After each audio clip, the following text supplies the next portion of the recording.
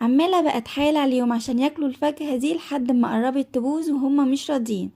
قلت بقى الحقها بسرعة واعمل لهم بقى بيها صنف جديد يحبوه. جبت بقى الجوافة اللي كانت عندي وغسلتها بقى كويس جدا، وشلت بقى كل البذر اللي كان جواها وخليتها بقى زي الفل بعد ما كانت هتبوظ وتترمي، واكيد ده بقى طبعا حرام.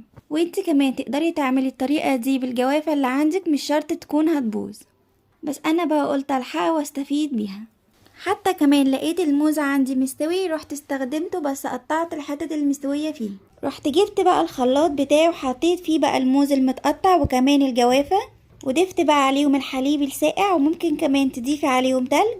بس انا بقى هنا استكفيت ان يكون الحليب ساقع وطبعا مش قوي لان الجو بدأ يبرد شوية، وضفت بقى عليهم السكر وضربتهم بقى كويس جدا. وممكن انت كمان تستبدلي العسل الابيض بالسكر، هيبقى مفيد اكتر. وقدم لهم بقى كوباية جميلة جدا تزود المناعة.